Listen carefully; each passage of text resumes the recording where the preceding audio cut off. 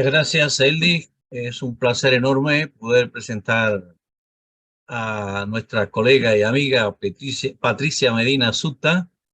Patricia es psicóloga, es pedagoga, es profesora de varias instituciones, pero con mayor fijación en la Universidad eh, San Ignacio de Loyola de Lima, Perú.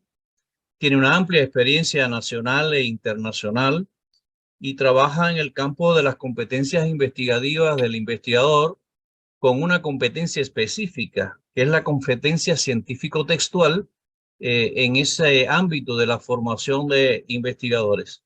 Tiene numerosas publicaciones, libros, artículos en Scopus y en otras bases de datos importantísimas. Así es que es un placer darle la palabra a Patricia, que va a hablar de su fuerte, ¿no? La, la competencia científico-textual del investigador. Será un gusto escucharte de nuevo, Patricia. Ya ella estuvo la semana pasada aquí en Brasil y también dio un curso sobre esto y estamos muy afinados en cuanto a pensamiento científico en este ámbito de la formación. Muchísimas gracias. Un placer enorme también. Agradecer a Eldis. Sé que ha sido un arduo trabajo. Ya estamos llegando, mira, al cierre casi, ¿no? Y ha sido un evento magnífico, ¿no? Lo que yo lamento que no he podido estar en todo porque a veces tenemos una agenda pues recargada de tantas cosas, pero ha sido un evento magnífico, sin duda, ¿no? Supongo que lo vamos a tener accesible y siempre para nuestros, bueno, estudiantes, colegas, ¿no? Que deseen ver estas ponencias, estas investigaciones. Muchísimas gracias, Orlando, también. Un cariño, un abrazo para todos. La red es una familia y eso es lo que yo siempre tengo conmigo, ¿no? La red de estudios sobre educación. Bien, sin mayor preámbulo y por cuestiones de tiempo que entiendo que ya estamos en eso, voy a iniciar entonces este tema, voy a permitirme compartir la pantalla y yo tengo una agenda muy concreta sobre esto que quiero compartir, ¿no? Con mucha modestia también porque en realidad no solo es un mérito en función de mi actividad epistémica, sino yo diría de muchos de los investigadores que aquí están conmigo.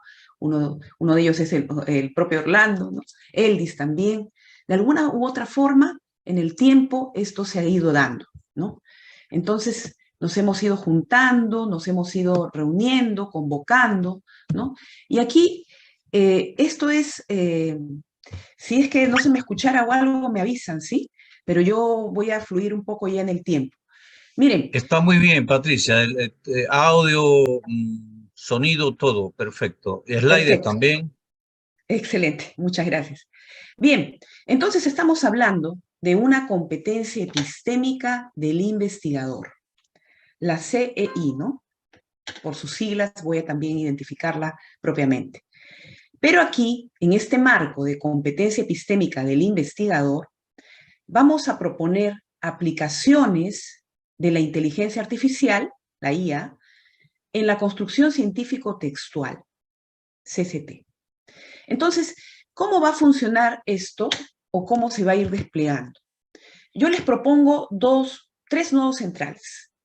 El primer nodo, que tiene que ver con iniciar y comprender, ¿no? Con este sentido y trascendencia de la competencia epistémica del investigador para estos tiempos, ¿no?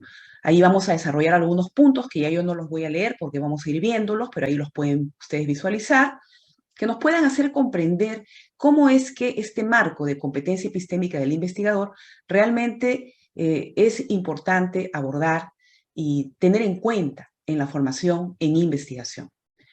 El segundo nodo lo voy a vincular a la pertinencia de la inteligencia artificial en la construcción científica de un texto. Yo quisiera ahí focalizar sobre todo desde lo que es la IA, ¿no? Que estamos en una era de transhumanización, de indeterminismo, y vamos a ir analizando esta pertinencia justamente a partir de focos contextuales como el de la UNESCO, por ejemplo, ¿no? Allí mismo yo quiero presentarles una antesala de incorporación de estas evidencias que yo he tenido ya en años anteriores con varios de los colegas, ¿no? De la red, ahora último también con algunos otros, pero vamos a ir viendo esa antesala.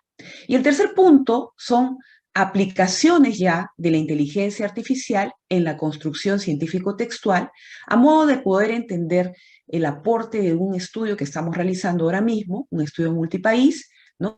En la Universidad Internacional de Valencia, que hay un proyecto ahí, y en una comunidad, ¿no?, internacional de investigación educativa, que actualmente yo estoy ahora dirigiendo, y tenemos ahí algunos resultados, a cual también quiero yo agradecer, que en algún momento pedí apoyo a ustedes, y algunos de ustedes me han apoyado, han podido contestar este cuestionario, ¿no? Ahora vamos a ver de qué se trata y cómo nos va conllevando a este tema. Y por supuesto ya ir a lo directo de la IA en relación a poder aplicarla en procesos de construcción del texto en experiencias formativas. Yo quisiera empezar, y ahí recuerdo mucho la ponencia, la primera de la mañana, ¿no?, del colega Enrique, ¿no?, el rector, ¿no?, de Unipam, ¿no? Él Enrique, hablaba, sí, sí, Enrique. sí, Enrique. Él hablaba de justamente esta relación de la doxa y la episteme.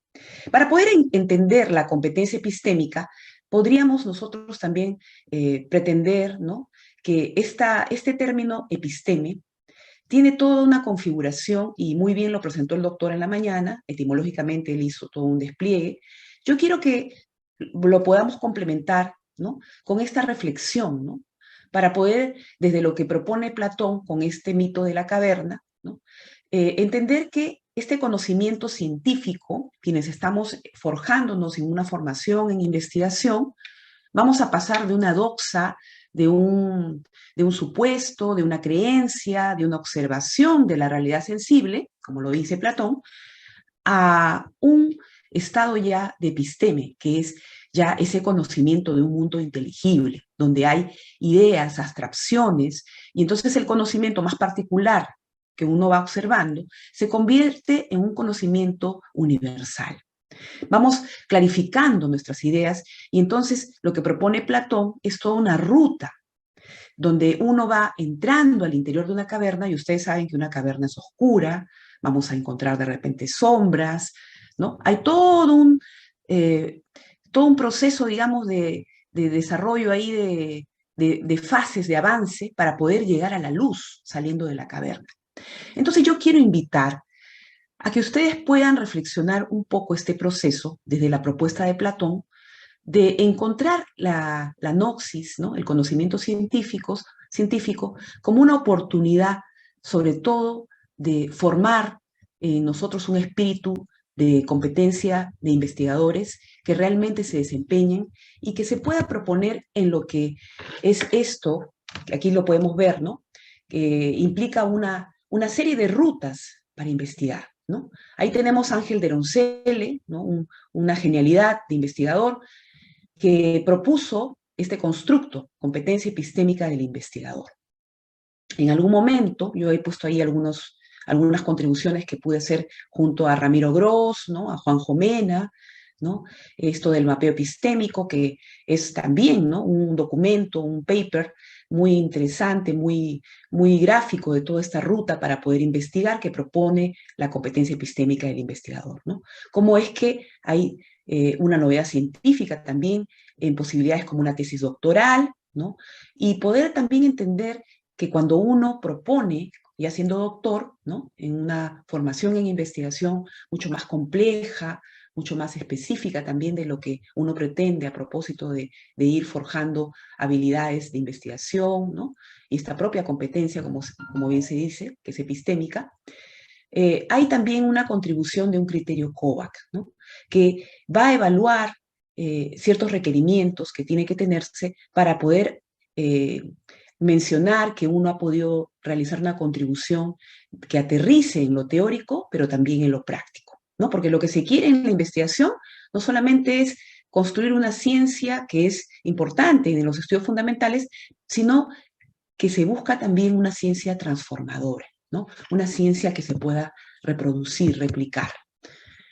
Yo me voy a referir, porque la competencia epistémica del investigador tiene 5 dimensiones, me voy a referir principalmente, desde la propuesta del título de esta conferencia, a la dimensión epistémico-referencial. ¿Y qué significa adentrarnos a esta dimensión?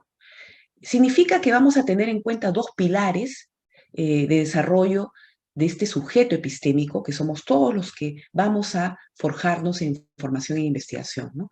Primero, poder adentrarnos a una lógica del proceso investigativo, porque vamos a tomar decisiones, vamos a comprender qué metodológicamente, qué epistemológicamente, qué ontológicamente, praxeológicamente y axiológicamente implica hacer todo este proceso que conlleve después, posteriormente y progresivamente a la construcción de un texto científico.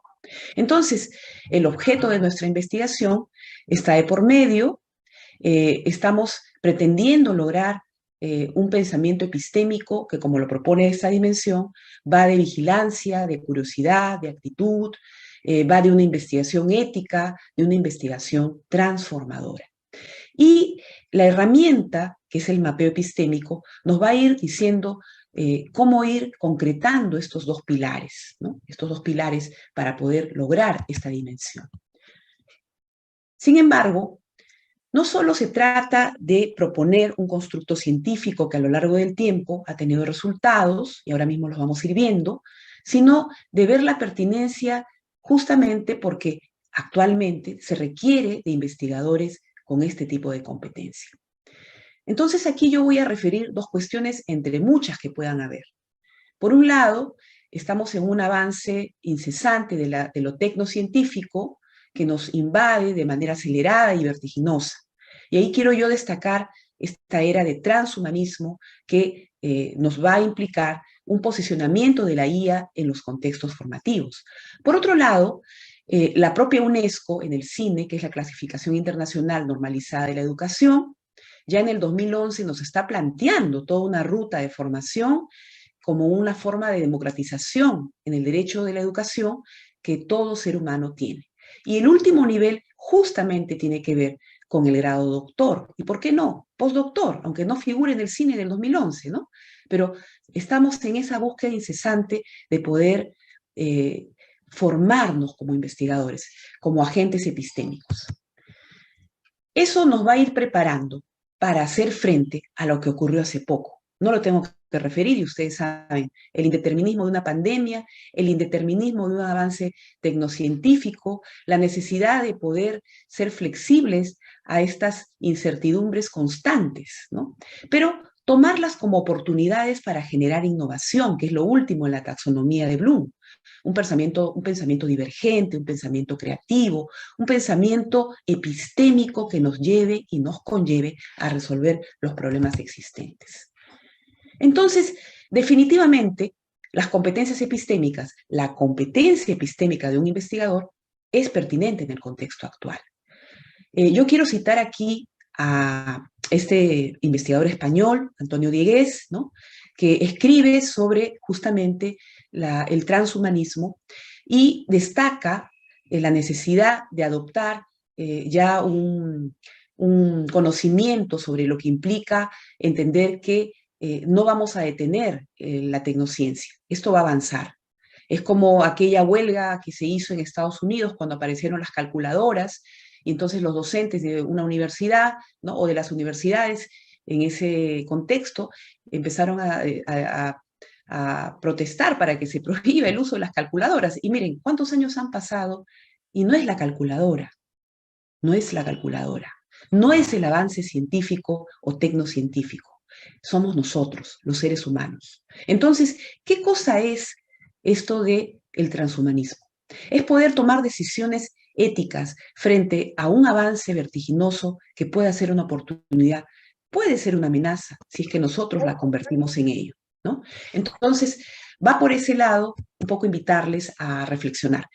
Luego tenemos lo que les estaba diciendo de la CINE 2011, aquí lo podemos ver, ¿no? El grado doctor, que es el equivalente o nivel equivalente, para entender que sí, pues necesitamos más doctores, más posgraduados, no solamente para terminar no una investigación solamente de grado, en una tesis, sino de seguir investigando, de seguir aportando el conocimiento para resolver estos problemas que se siguen apareciendo en las diferentes formas, ¿no? Y yo quiero aquí hacer también notar, ya el CINE-T, que es del 2021, nos está hablando de competencia epistémica. Mire, no nos dice específicamente, yo lo estoy proponiendo porque estamos hablando de docentes en formación. Y el CINE-T nos está proponiendo el 8, el nivel 8, como el nivel de doctorado equivalente. Entonces, este formador de formadores, este formador de generaciones, también tiene que ser un competente epistémico. Entonces, miren todo lo que invita a esto, ¿no? A poder entender la pertinencia. Y si vamos al segundo punto, ¿por qué hay que incorporar la formación epistémica, la IA, yo diría que faltó ponerla, ¿no? La IA en la formación epistémica del investigador? Ahí hay que recurrir un poco allá a la mirada de la UNESCO. Ustedes saben, entre el desarrollo humano y el desarrollo productivo hay una delgada línea y por eso es que surgieron los 17 Objetivos de Desarrollo Sostenible, ¿no? Si nosotros focalizamos una agenda en 2030 en educación y todavía de manera específica el ODS 4, ¿no? El Objetivo de Desarrollo Sostenible 4 de la calidad de la educación, entendiendo que esa calidad tiene que incorporar todo esto que acabo de mencionar de una era en avance e incertidumbre, ¿no?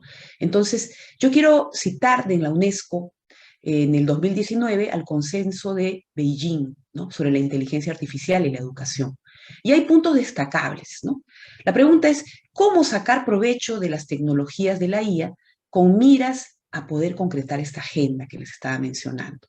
Y ahí hay puntos como estos, ¿no? Innovar las prácticas de enseñanza y aprendizaje. O sea, hay que generar nuevos modelos. Estamos formando epistémicamente investigadores, de repente en un posgrado. Entonces, hay que generar nuevas formas. Utilizar la IA como herramienta para proponer sistemas de aprendizaje. Eso se formuló en este consenso de Beijing. Un aprendizaje personalizado y miren, importantísimo, un empoderamiento del docente, porque no se trata de descalificar al docente, sino de integrar el trabajo de la docencia con la herramienta de la inteligencia artificial. Surge también otro documento de este año, que es una recomendación sobre la ética de la inteligencia artificial. Sistemas con capacidad para procesar datos de forma similar a un comportamiento inteligente. Así lo define este documento. Así la define a la inteligencia artificial. Miren, hay una serie de ámbitos de actuación. Yo voy a señalar el que se focaliza a la educación y a la investigación, el número 8. Y aquí quiero destacar estas ideas centrales que hay que tenerlas en cuenta. Primero, fomentar iniciativas de investigación. ¿A qué nos llama eso?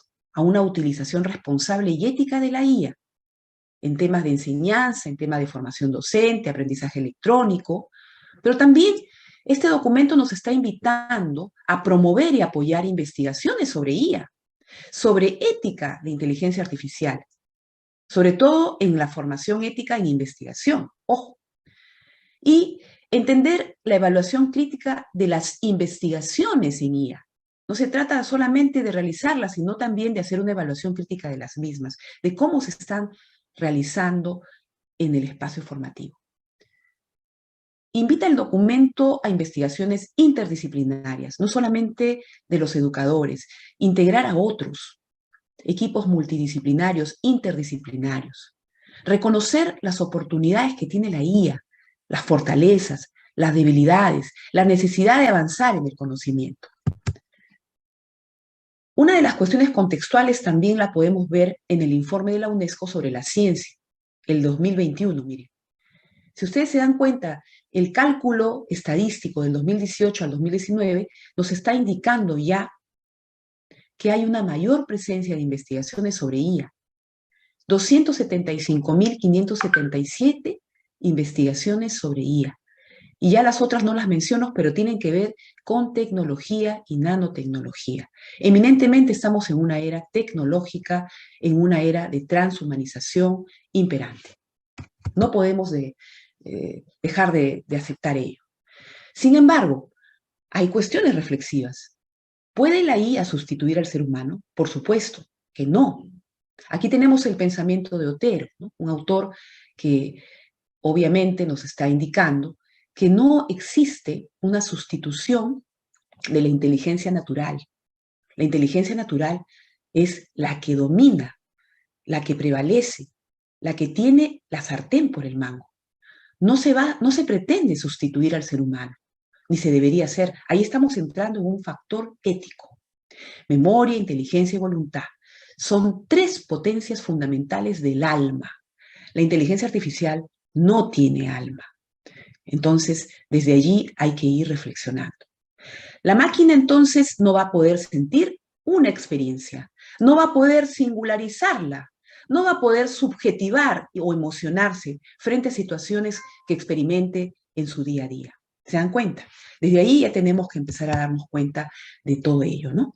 La capacidad cognitiva tiene todavía ciertas alarmas, tiene cuestiones, pero es única en el ser humano. Aquí tenemos a Huygens, con otros autores en el 2020, que implica el cerebro humano en su estudio y que este tiene alrededor de 100 millones de neuronas y 100 billones de sinapsis. ¿Cuándo una IA va a tener toda esa maravilla que tenemos los seres humanos?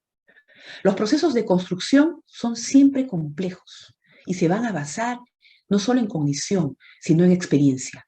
Cuando Ausubel nos hablaba del aprendizaje significativo y nos hablaba del nuevo saber que va a anclarse en ese saber que ya poseemos, en esos saberes previos, tenía toda la razón. Pero allí hay que complementar lo que luego Vygotsky habló respecto al contexto y a la experiencia del contexto, ¿no? Entonces estamos hablando de desarrollos evolutivos, de desarrollos generacionales, de una lógica de competencia cognitiva que la IA no va a poder igualar en el ser humano, que es un ser viviente y que evoluciona para transformarse.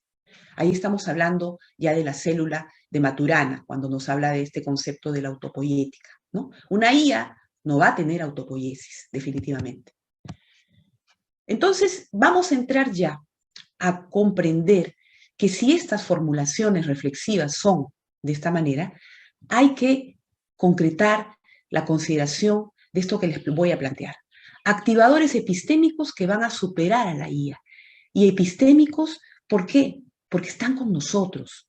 Tenemos esas potencialidades, esas capacidades. Aquí les voy a plantear yo dos activadores que van a centralizar uno tercero y que en una sinergia constante y continua están siempre posibilitados. Uno, lo propongo ya desde la hermenéutica dagameriana, los diálogos metarreflexivos. La toma de conciencia, la metarreflexión, la oportunidad de subjetivar e intersubjetivar con el otro, de una autodialógica reflexiva, de una fase más ontológica y esto de los mapas representacionales, que es la representación del conocimiento, de relaciones esenciales de las configuraciones de mi experiencia y mi conocimiento cuando voy haciendo ciencia. Por supuesto que esto va a ir aterrizando en un pensamiento complejo que va a ir transconectando, o como dice Homero Fuentes, va a ir haciendo un desarrollo eslabónico de relaciones esenciales de estas configuraciones que se van a ir dimensionando en niveles de inter, intra y transconexión compleja. Entonces eso va a ir aterrizando en un texto científico. Por eso es que la IA pueda de repente uno acudir para poder de repente obtener una idea, pero nunca va a producir un conocimiento que viene de esa fase o esa implicación más interna del sujeto. Doctor Orlando, yo no sé si se puede silenciar los micrófonos, estoy escuchando ahí algunas interferencias, no sé si es posible, disculpe que interrumpa mi disposición, mi conferencia. Voy a ponerlo en el chat y voy a intentar yo cerrar los micrófonos, pero no sé si tendré el poder. Ok. Generalmente cuando uno pone participantes, hay una posibilidad ahí, pero no sé, yo no creo que la pueda tener, por eso le preguntaba. Pero es que la interferencia de los sonidos, ¿no? Yo solamente señalaba eso. Pero bueno, voy a continuar. Entonces, les estaba diciendo, a propósito de los activadores, ¿no? Este activador basado en la experiencia, en los diálogos reflexivos, nos está ya introduciendo una dimensión ontológica propia del ser humano, que va a superar evidentemente a la IA.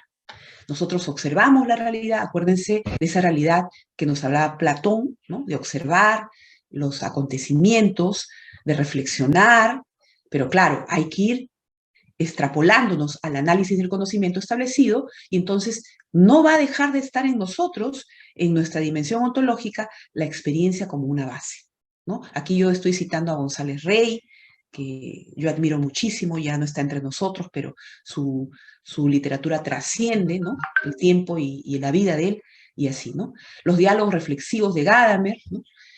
Y bueno, algunas cuestiones ahí con Ángel que hemos podido ir contribuyendo. Yo aquí rápidamente les presento esto de la representación del conocimiento que una IA en la vida va a poder igualar al ser humano, ¿no? Las ideas, cómo las pensamos, cómo atribuimos sentido configurativo a estos elementos y estas relaciones esenciales, dando cuenta de nuestra hermenéutica de síntesis interpretativa, ¿no? Podemos hacer una serie de relaciones de personas, de teorías, construir gráficas, lo que yo llamo representaciones, ¿no?, mapas representacionales, donde podamos ir urdiendo ya nuestro pensamiento complejo. Y miren, a mí me gusta mucho siempre trato de ponerlo en mis conferencias, en ponencias, etcétera, porque nos dice mucho, ¿no? Es una investigación sobre el burnout en Ayacucho, en una zona muy trágica en algún momento en el Perú, donde hubo mucho terrorismo y muerte, y entonces aquí esta investigación se hizo en docentes que vivieron eso, ¿no? Y que, bueno, al final la investigadora, que, bueno, tuve la suerte de asesorar, de acompañar, el honor de hacerlo, llega a esta conclusión y hace un mapa representacional, una síntesis representacional de su hallazgo. Eso una IA no lo va a hacer. No puede imitarlo, pero no lo va a hacer como lo hace un ser humano. Entonces, aquí yo tengo algunas evidencias también de investigación y publicación en el tiempo relacionado con lo que les estoy diciendo, porque esto lo llevamos ya un tiempo haciendo, ¿no? La práctica dialógico-reflexiva, la transdisciplinaridad y reflexividad como potenciadores, ¿no?, de la construcción científica de un texto, el operador epistémico de la problematización, ¿no?, el acompañamiento dentro de este proceso. Entonces, también tenemos desde el acompañamiento una antesala, desde la configuración de experiencias formativas. Miren, yo he trabajado a lo largo, ahorita tengo una cohorte actual, que es la última, como pueden ver, desde una primera cohorte, una segunda, una tercera y esta última, donde en cursos que no necesariamente son cursos de metodología, ojo, son cursos que pueden tener otro tipo de orientación en la currícula o en el currículo, ¿no?, de posgrado, porque estos son de posgrado, donde yo pude lograr que los estudiantes pudieran tener un proceso de acompañamiento en experiencia formativa, todavía ahí no incorporando inteligencia artificial, porque es una antesala, tesis doctorales, artículos de indización, ¿no?, capítulos de libros, ¿no? Entonces, todo eso pudimos ir haciendo en el tiempo, miren, les estoy hablando desde inicios de la pandemia, 2019-2020, ¿no? Entonces ahí íbamos haciendo lo que les estaba diciendo, estos activadores, ¿no? Diálogos reflexivos, pensamiento transconectivo, mapeo representacional. Aquí yo tengo en este impacto una de las dimensiones de la competencia epistémica del investigador, ¿no? La dimensión del liderazgo científico investigativo. Ustedes saben, ¿no?, cuando un investigador empieza a formarse en una competencia epistémica, va a ir reeditando en su producción científica. Esa construcción científica del texto va a reeditar en el liderazgo científico investigativo. Aquí esto es público, yo lo puedo poner porque lo pueden ver, ¿no?, en el Google Academic. Esta persona, ¿no?, fue una de las personas, privilegió para mí tenerla ahí, ¿no?, en esta experiencia. Carlos Alberto, ¿no?, él es también miembro de nuestra red, ¿no?, con mucho orgullo yo lo digo. Y miren las publicaciones que hemos podido lograr, ¿no?, algunas conmigo, otras con otras personas, pero en eventos formativos. Todas estas tres que aparecen son producto de momentos de las cohortes que les acabo de mostrar, ¿no? Miren sus citas, su índice H, su índice I10, personas que empezaron eventos formativos de repente sin tener nada de esto y que fueron logrando a lo largo del tiempo, ¿no?, este impacto. Acá tenemos también a Maribel Moyo, algunos la conocen, no de repente es parte de nuestra red, pero es también una calificada investigadora que también inició toda una formación epistémica, ¿no?, por citar algunos, por el tiempo. Y quisiera también no dejar de mencionar a Madeleine Palacios, ¿no?, que ella sí es miembro de nuestra red, con mucho orgullo, y yo quiero decir de ella que ha seguido un camino donde fue apoyada, pero ahora ella, como dice, vuela con sus propias alas, ¿no? Entonces sigue publicando, sigue liderando equipos de investigación, y eso es un orgullo realmente respecto a estas comprobaciones. Otra de las cuestiones, en el marco ya del tercer punto, de poder entender cómo aplicar la inteligencia artificial en la CCT, es desde la investigación propiamente. Yo aquí quiero presentarles a un equipo maravilloso con el que estoy trabajando el año 1 de investigación de lo que es este proyecto multipaís, ¿no? Formación en investigación para la construcción de textos científicos incorporando la IA, ¿no? En posgrado.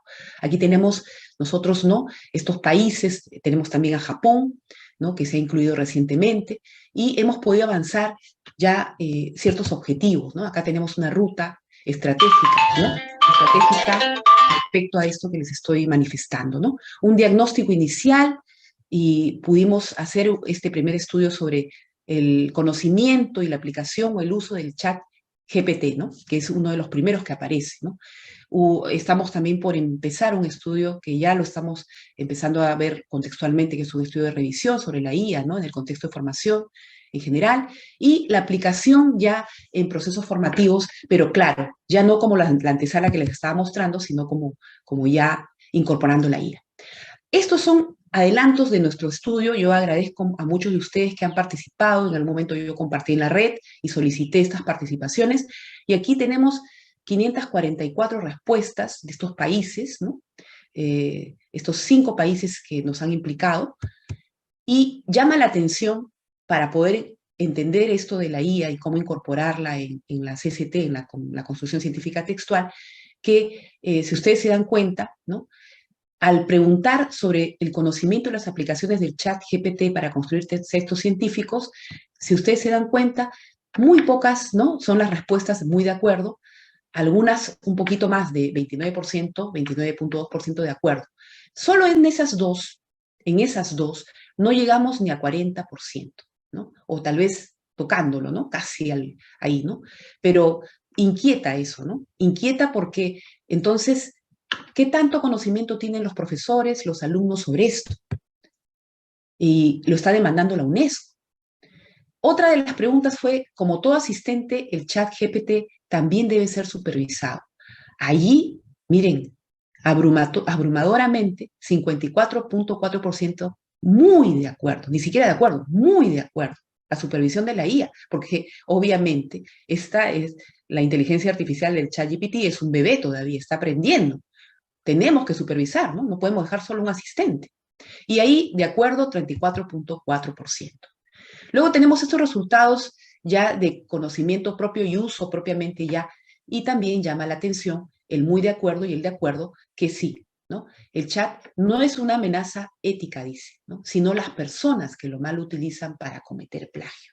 Lo que estábamos encontrando en relación a lo que ya les había mencionado, ¿no? Entonces, el chat GPT, un elemento transformador, un preentrenado generativo que no deberíamos de perder de vista dentro de todo esto que ha ido ocurriendo con la famosa inteligencia artificial que va imperando. Esto no lo voy a leer, son aplicaciones del ChatGPT en la educación superior, en una guía de la UNESCO de este año, que ustedes las puedan encontrar, está disponible en documentos de la UNESCO, son aplicaciones del ChatGPT, ¿no? En la educación superior, y evidentemente hay muchas aplicaciones, ¿no? Sobre todo en investigación, miren, esta imagen, ¿no?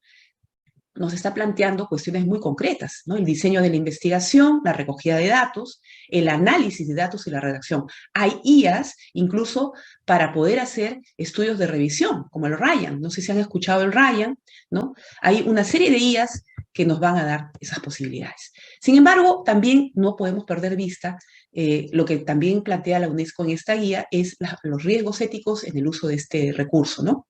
Y voy a centralizar estos tres, ¿no? La integridad académica, la protección de datos y el sesgo cognitivo. Entonces, estos tres son pilares que van a complementar la necesidad de entender que la IA tiene su riesgo ético, pero que podemos utilizarla para formar profesores, investigadores, estudiantes, ¿no? Alfabetizarnos. Hay que alfabetizarnos. Hay que lograr todo un desempeño de competencias y aptitudes básicas en IA y, por supuesto, ser éticos. Pero para ello hay una ruta epistémica, ¿no? Vamos a observar, vamos a interrogar, vamos a indagar, vamos a sistematizar, vamos a mapear y vamos a comunicar resultados. Yo cuando planteo la construcción científico-textual, pues tenemos que pasar por todo esto, por toda la lógica investigativa, ¿no? Y por supuesto, activarnos, ¿no?, en operadores epistémicos. Acá les planteo principalmente estos tres, ¿no? Vamos a problematizar, hacemos un planteamiento de problema, una teorización, ¿no?, bases teóricas, un estado de la cuestión, una instrumentación, cuando aplicamos de repente en un artículo, no sé, vamos a hablar empírico, ¿no? Pero transversalmente siempre vamos a estar indagando, viendo el conocimiento actual, ¿no?, estratégicamente, por supuesto, argumentando. Entonces, hay esto que plantea la competencia epistémica del investigador, que es la lógica del proceso investigativo, aunada a la construcción del texto científico, en posibilidades como tesis y artículos. Entonces, la IA ya está entre nosotros. Hay que utilizarla, hay que saber formular preguntas.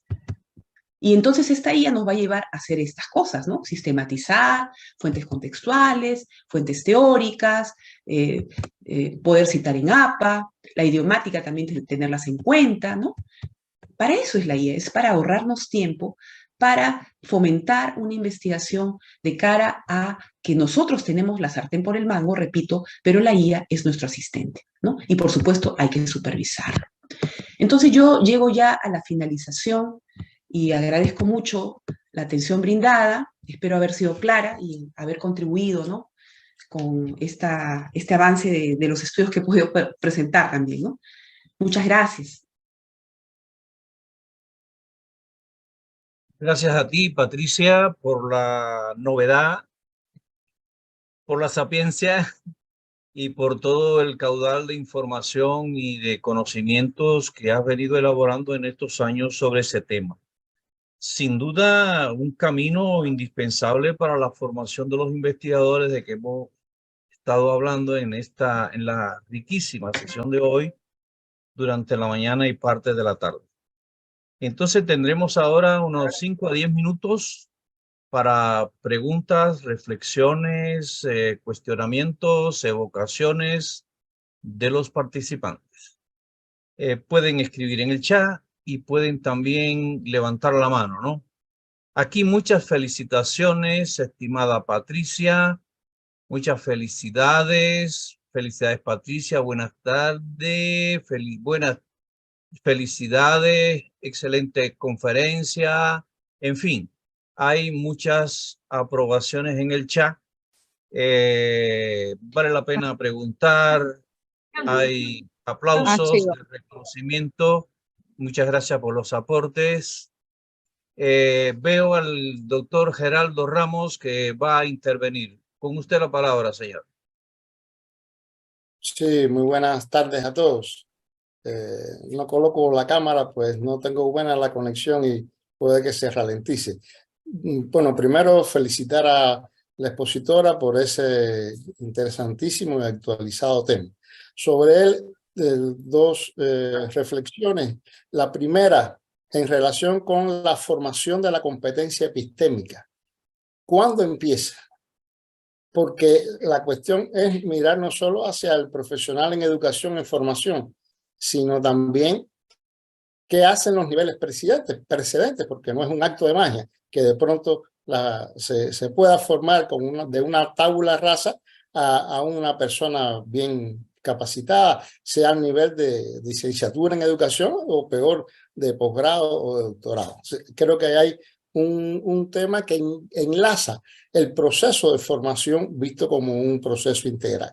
Esa es la primera reflexión. Y la segunda, en relación con la IA, la cuestión de la dimensión axiológica de la inteligencia artificial y de las competencias epistémicas. Es decir, en este afán de simular y de hacer reproducible las capacidades y habilidades de las IAs diferentes, ¿serán iguales las competencias axiológicas de los seres humanos a las que se puedan programar a la inteligencia artificial? Yo creo que es un tema abierto. A veces somos nihilistas por predisposición o demasiado optimistas creyendo que todo se puede hacer. Solo aquí acotar el riesgo que tiene efectivamente el tema de la inteligencia artificial. Recientemente, muchos de sus principales aplicadores en las empresas fundamentales han hecho un acta, una declaración de riesgo del uso de la inteligencia artificial. Está en Internet, es solo un párrafo que dice que debe ser una prioridad de la civilización humana a tomar en cuenta y limitar o controlar mejor los riesgos de la inteligencia artificial. Aunque Bill Gates diga que los riesgos son reales pero manejables. Digo que es un tema abierto y en debate, y en relación con eso solo pensemos en el tema de la guerra. Se dice que las aplicaciones de la IA a la guerra ponen en riesgo la propia sobrevivencia de la especie humana. En la reciente reunión de avances de la IA hace un par de meses en la Feria Mundial, sabemos que hubo un robot de IA que dijo que podían gobernar a la humanidad mejor que los seres humanos. Se sorprendieron todos los presentes. Nadie esperaba que un robot IA dijera de pronto ahí eso.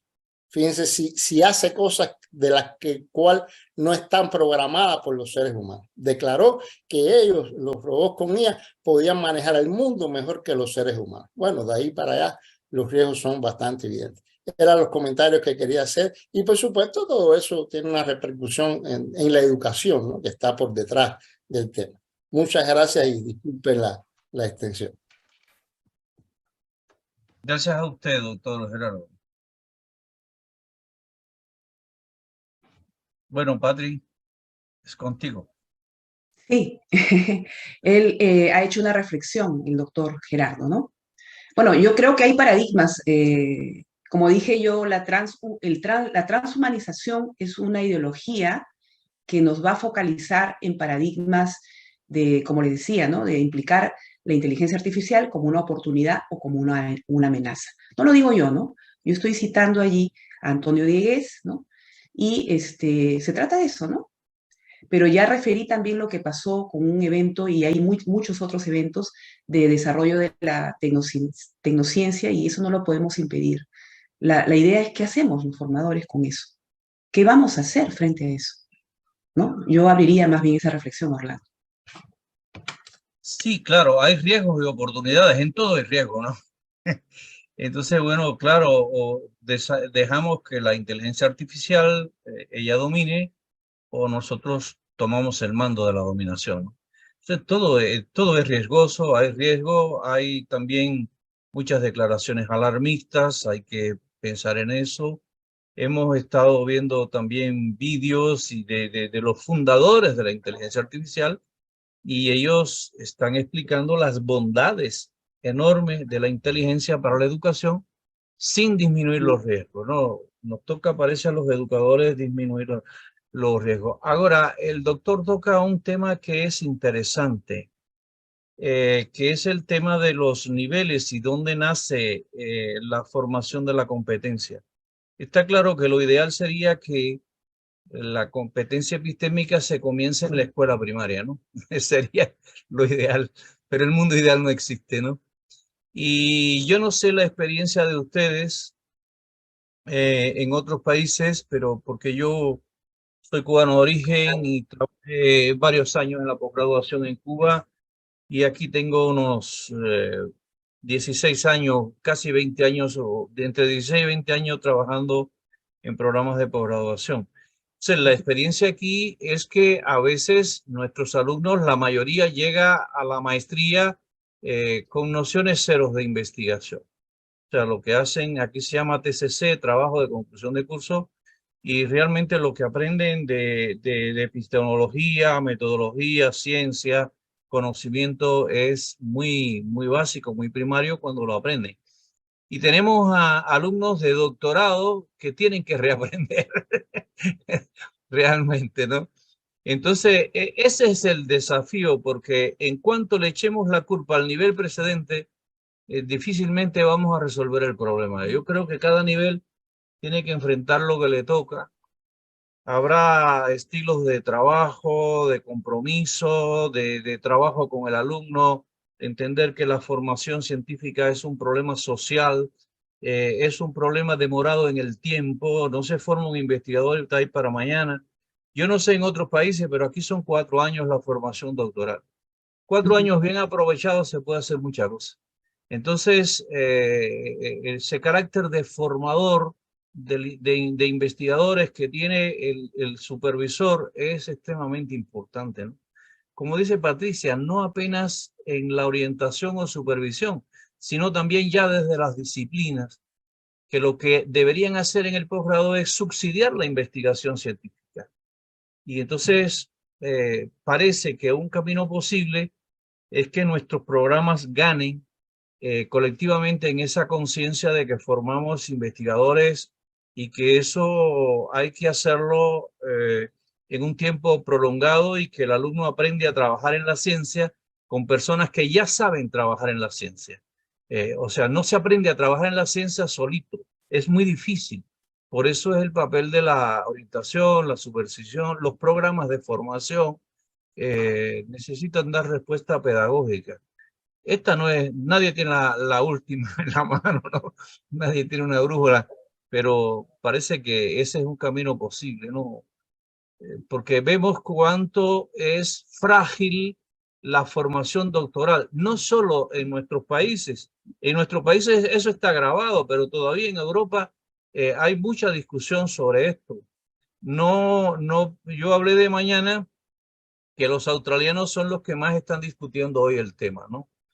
Chinos y australianos trabajando juntos en la problemática de la formación doctoral. Es muy interesante y ellos son los que están mejor pensando.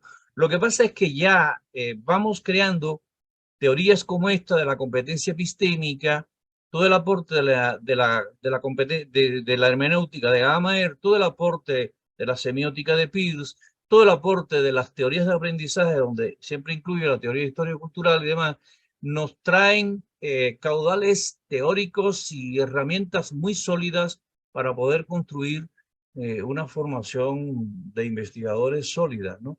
Que es lo interesante y objetivo de la red que siempre Eldi nos recuerda, ¿no? Ese es el objetivo nuestro, buscar soluciones, trabajar en conjunto, hacer proyectos internacionales que nos permita pensar desde las raíces estos problemas. Bueno, disculpe que yo estoy moderando y me extendí, pero la pasión nos ciega, ¿no?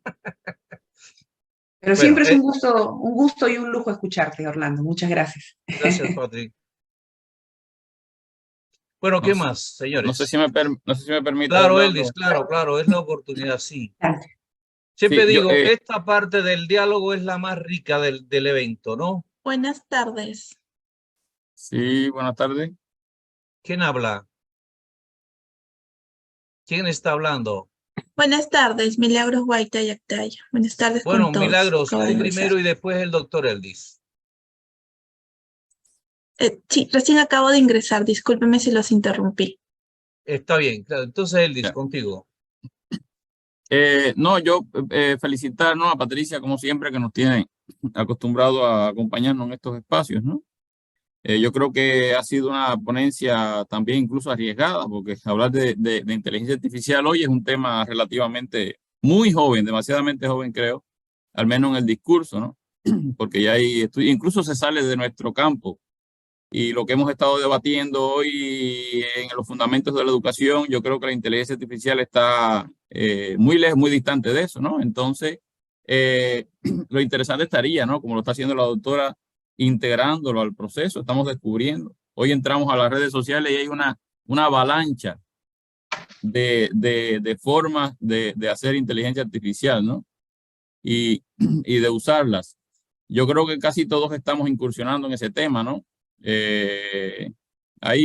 Recuerden que nosotros los pedagogos y los docentes estamos muy centrados en la idea de que el tema, por ejemplo, la tecnología lo vemos siempre como un medio para llegar a un resultado, ¿no? Enfocándonos en profesor y estudiante como principales protagonistas del proceso, y lo otro nos apoya, ¿no?, ese proceso de formación, que es la esencia fundamental de ello. Entonces, lo que Patricia expone, por supuesto, es muy interesante. Viene incluso de otras corrientes, como el conectivismo, por ejemplo, que han ido penetrando esa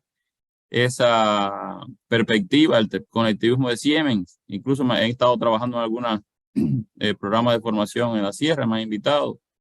Y hay teorías interesantes, pero que se van de cierta manera de la labor del docente, aunque nos ocupa. No sé si me entienden lo que quiero decir. Y es importante que estos trabajos, como los que presenta la doctora Patricia, se sigan fundamentando, se sigan buscando, ¿no? Un aliado en la educación para poder hacerlo, aplicarlo, pero sobre una base de la investigación, que yo creo que es lo que están planteando, doctora. Entonces, eso nos alegra mucho. Ojalá y sean también unas líneas de investigación que podamos desarrollar en la red. Yo sé todo el trabajo que usted viene desarrollando con el tema del trabajo de las competencias epistémicas y demás del investigador. Entonces, por ahí tienen también un reto, ¿no? Bien importante que está en el boom de los eventos y por eso lo incorporamos, ¿no? Recuerden que en el chat comenzamos a conformar las temáticas del evento y el tema de inteligencia artificial cayó como una necesidad. Entonces, nos alegra que eso esté. Entonces, felicitaciones, doctora, y Sí. esperamos Muy tenerla bien, siempre en Eldis. estos espacios.